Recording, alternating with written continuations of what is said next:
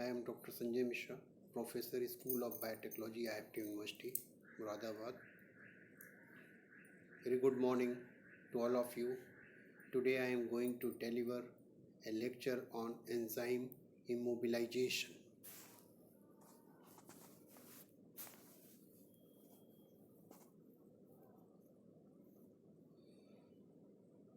Now, what is enzyme immobilization?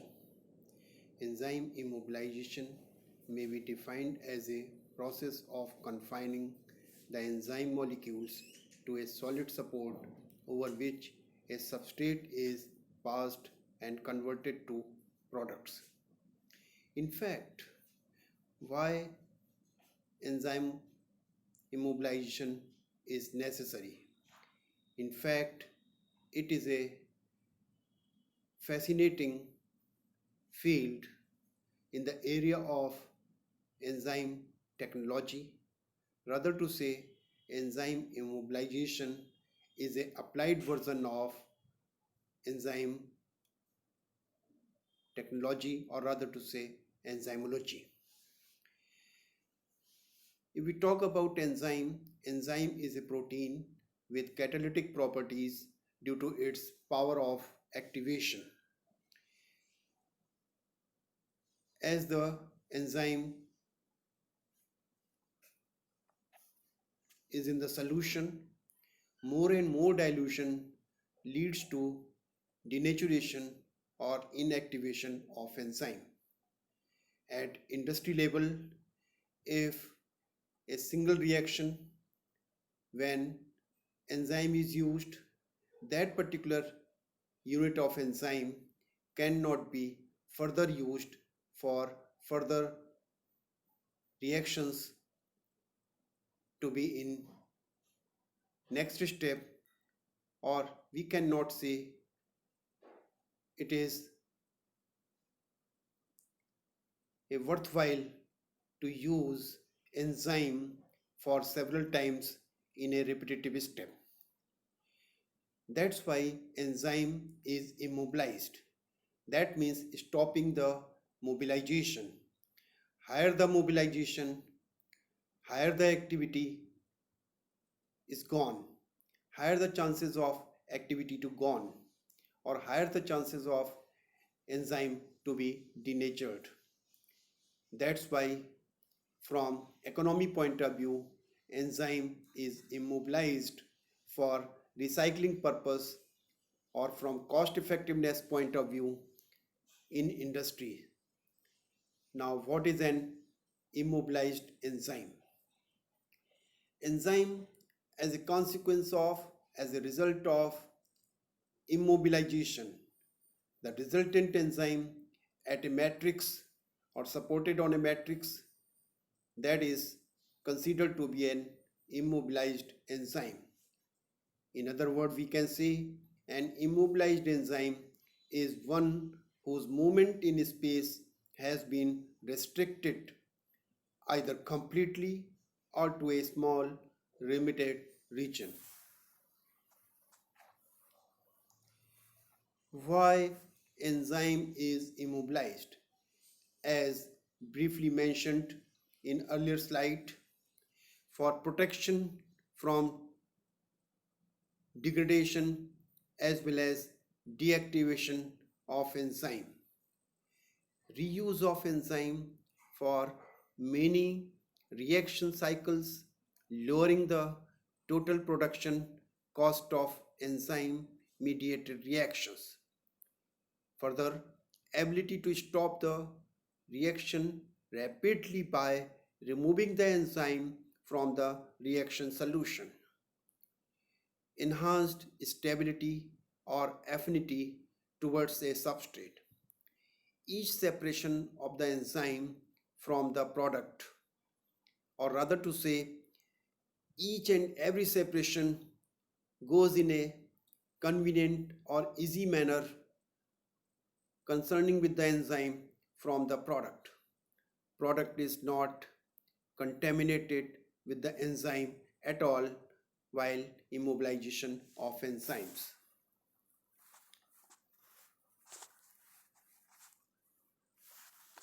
and ideal carrier matrices for enzyme immobilization. Condition may be inert, physically strong and stable, cost effectiveness, regenerable, reduction in product inhibition. Classification of carriers. There are basically three kind of carriers generally used in immobilization of enzymes. First one is inorganic carriers, second one is organic natural carriers, and third one is organic synthetic carriers with specific properties.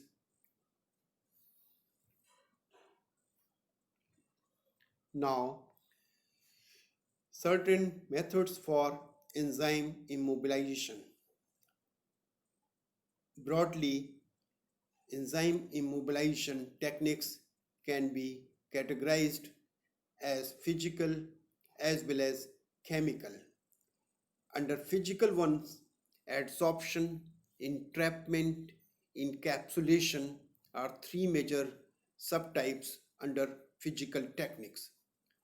If we talk about chemical techniques, there is basically covalent binding is major concern, and that is having support, and that support will be inert one. Now, physical methods for immobilization. Adsorption is one of the primitive method for immobilization of enzyme. It involves the physical bonding of the enzyme on the surface of carrier matrix. Carrier may be organic or inorganic as we mentioned earlier.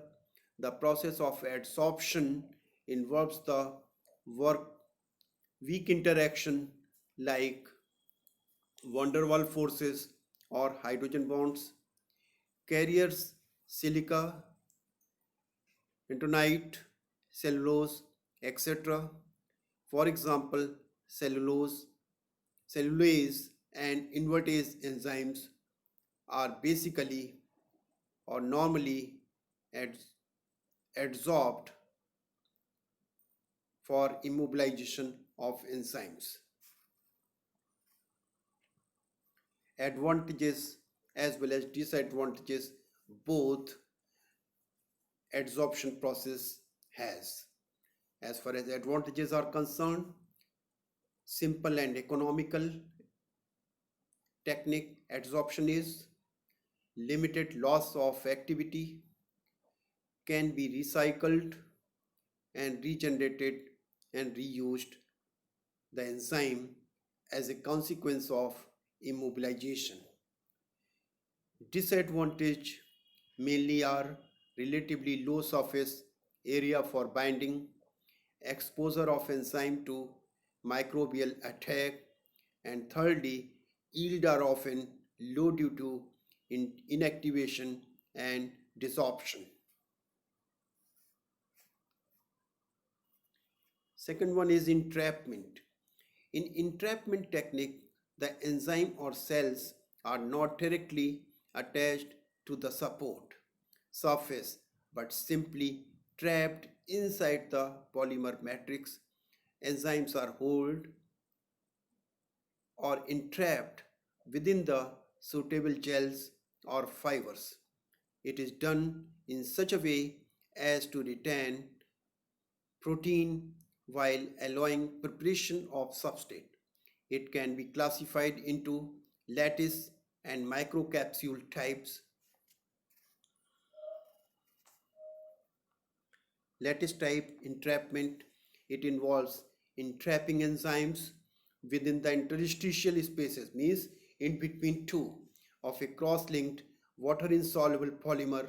Some synthetic polymers such as polyacrylamide, polyvinyl alcohol, etc., and certain natural polymers like starch have widely been used to immobilize enzymes using this very technique. Now, second subtype microcapsule type entrapment, encapsulation is also recognized, and membrane confinement is also one of the name for this particular technique. It involves enclosing the enzymes within semi-permeable polymer membranes, for example, semi-permeable collodion or nylon membranes in the shape of spheres as shown in this figure. For this type of technique, there are certain advantages. Those are no chemical modification at all, relatively stable forms, and easy handling and reuses of the enzyme as a consequence of application of this technique. On the other hand, a very minimal kind of disadvantage is there, and that is the enzyme may leak from the pores. Covalent binding. This specific type of technique is absolutely based on binding of enzymes and water insoluble carriers by covalent bonds. This particular technique also having advantages as well as disadvantages.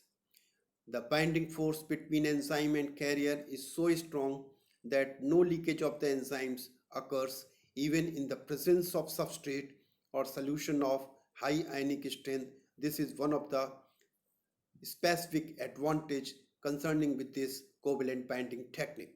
On the other hand, disadvantages we talk about covalent binding may alter the conformational structure and active center of enzyme, resulting in major loss of activity and or changes of the substrate.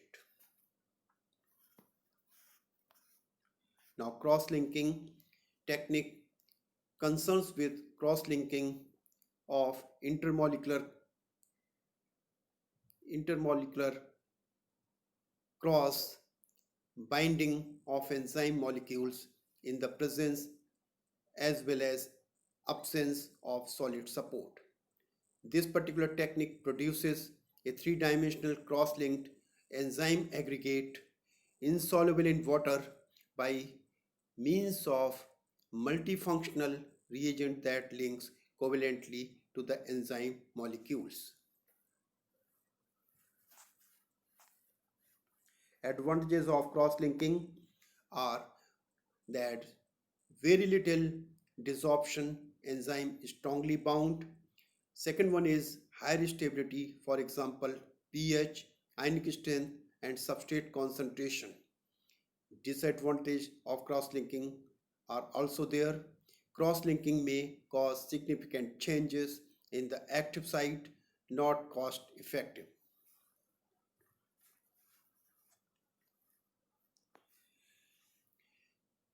Pictorial representation of different immobilization method in this particular slide.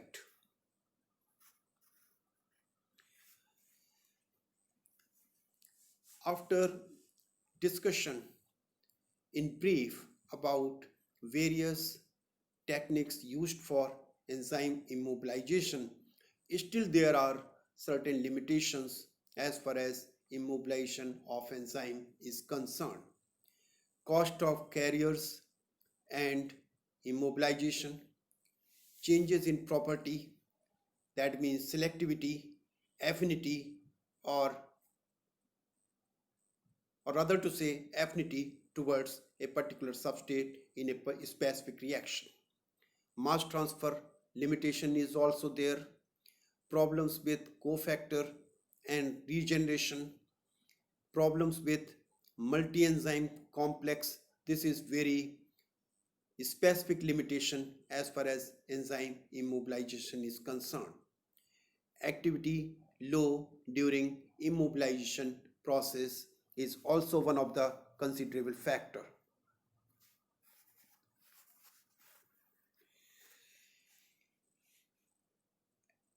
At last, but not the least, we should also come to the conclusion that is enzyme immobilization is one of the most promising approaches for exploiting enzyme-based processes in biotransformation, diagnostics, pharmaceutical, and food industries. Several hundreds of enzymes have been immobilized in a variety of forms, including penicillin G acylase, lipases, proteases, invertases, etc. Further research should be focused basically to overcome the current limitation related to immobilization techniques so as to expand the horizon from all-round applications. This slide showing couple of references concerning with cross references, or you can say reference text, that can be utilized for upgradation of the presentation I have delivered over here.